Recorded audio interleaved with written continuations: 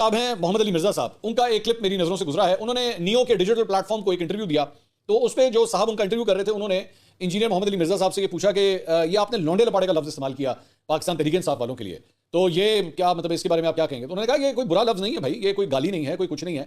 और उसके बाद इंजीनियर साहब ने मुझे कोट किया उसके, उन्होंने कहा जी वो मंसूर अली खान साहब जो है उसको इस्तेमाल करते हैं, लौंडा लपाड़ा कहते हैं, और वो मेन स्ट्रीम चैनल से ताल्लुक रखते हैं। आज तक पेमरा ने कभी कोई एक्शन नहीं लिया, कभी कोई ऐसी बात नहीं हुई, और ये गालम गलोच थोड़ी है, ये तो सिर्फ एक लफ्ज़ है लौंडा लपाड़ा। तो मैं इसके बारे में पहले भी बहुत दफ़ा, क्योंकि अब उन्होंने मुझे कोट किया, तो मैं मेरे ख्याल में मेरा फर्ज बनता है कि मैं आप तक इस चीज़ को क्लियर कर दूं।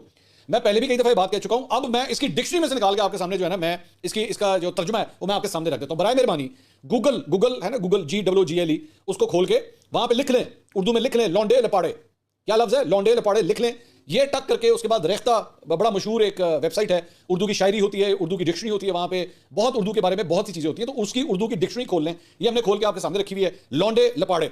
अब नीचे इसका मतलब जो है वो देख लीजिए एक दफा। इसका मतलब सिर्फ इतना है, गप्पी लौंडे, झूठ बोलने वाले लड़के, ना तजुर्बाकार लड़के, ये इतना इतना सा मतलब है इसका। झूठ बोलने वाले, गप्पे छोड़ने वाले लड़के, ये सिर्फ इतनी सी बात है, ये कोई गाली नहीं है मेरे भाई। उन्हीं के बारे में बात की, और ये मैंने वो वर्ड जो है मुस्तार लिया था मंसूर अली खान साहब से। वो ये वर्ड इस्तेमाल करते हैं, और कभी उनको पैमरा का नोटिस नहीं मिला, ना खान साहब के दौड़ के अंदर, ना आज मिला।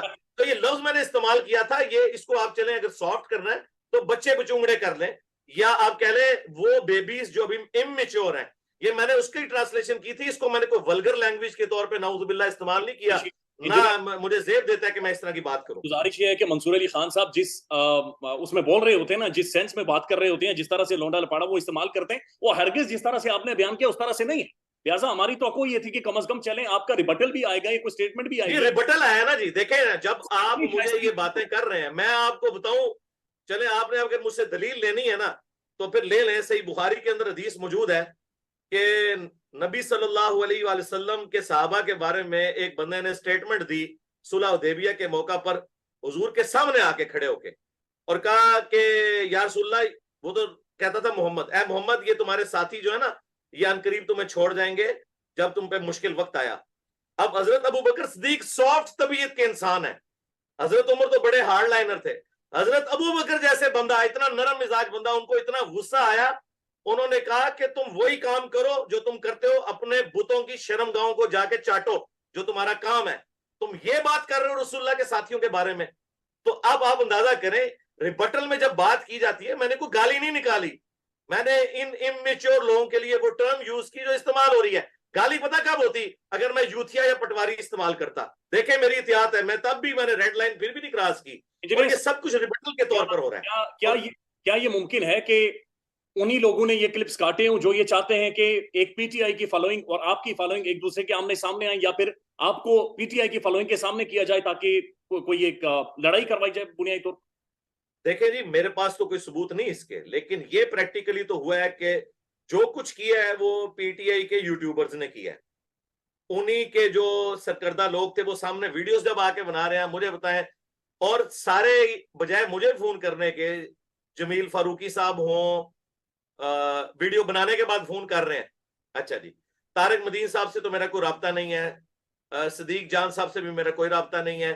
बाकी भी जितने लोग हैं वो, उनको पता है कि मैं कोई ऐसा बंदा तो नहीं हूं कि जिसको कोई अप्रोच नहीं कर सकता। आप भी तो मुझे अप्रोच कर सकते हैं ना, तो कोई मुश्किल नहीं था। मैं एक फोन कॉल की दूरी पे था, इतना बड़ा इल्जाम लगाने लगे थे ना, तो वो लगाने से पहले मुझसे पूछ लिया जाता। मैं देखे नसरुल्लाह मलिक साहब के प्रोग्राम में कल आया हूँ न्यू टीवी पे, मैंने देखा वो प्रोग्राम, देखा आपने? बिल्कुल देखा। उसमें आपको कहीं नजर आया कि मैं एस्टेब्लिशमेंट के साथ खड़ा हूं या मैं पॉलिटिकल लीडर्स के साथ खड़ा हूं? हालांकि मैं गुस्से की हालत में था, मैं कुछ भी कह सकता था, लेकिन मैं अपने स्टांस में वहीं पे कायम हूं। इंजीनियर होना तो चाहिए तमाम यूट्यूबर्स जो है ना ऑफिशियली मुझसे माफी मांगे। इस वक्त जो मुल्क के अंदर हो रहा है, ये कौन करवा रहा है? ये एस्टेब्लिशमेंट करवा रही है, सियासतदान करवा रहे हैं, जो उठाए जा रहे हैं लोग चिल्ला काट करा रहे हैं, ये क्या हो रहा है? क्या हो रहा है आपके सामने ही है इस वक्त। प्रैक्टिकली तो गवर्नमेंट तो एस्टेब्लिशमेंट के हाथ में है, ये तो एक डमी गवर्नमेंट है जो चल रही है। एस्टेब्लिशमेंट क्यों करवा रही है, क्यों लोगों को उठा रही है? देखे ना, वो 9 मई का जो वाकया हुआ है ना, वो इतना बड़ा वाकया है कि उस वाकये को तो उन्होंने अपना 9/11 डिक्लेयर कर दिया है, और जाहिर है कि ये किसी इंडिविजुअल ने डिक्लेयर नहीं किया हुआ। जब इस तरह की कोई पॉलिसी बनती है, जब आपको पता है कि जब भी एस्टेब्लिशमेंट के अपने मफादात के ऊपर कोई मसला होता है ना, फिर वो अपनी पॉलिटिकल एफिलिएशन को भुलाकर वो ये देखते हैं कि इस वक्त हमारे इदारे की बका कहां पे है। तो इसके लिए मैंने एक जुमला इस्तेमाल किया था कि डेमोक्रेटिक लोगों को, पॉलिटिशियंस को 99 पे सांप काट गया।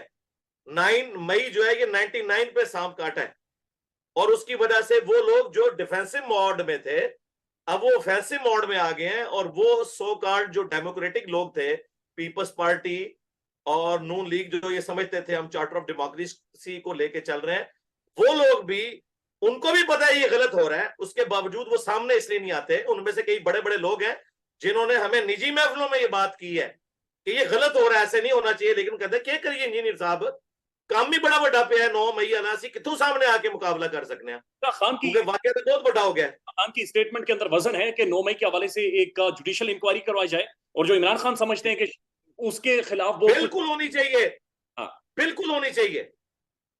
ठीक है, तो क्या इसके अंदर भी कोई जान है कि शाहिद खान के खिलाफ 9 मई को इस्तेमाल किया गया, जिस तरह से आपके खिलाफ क्लिप बदकिस्मती से इस्तेमाल की गई, इज इट पॉसिबल?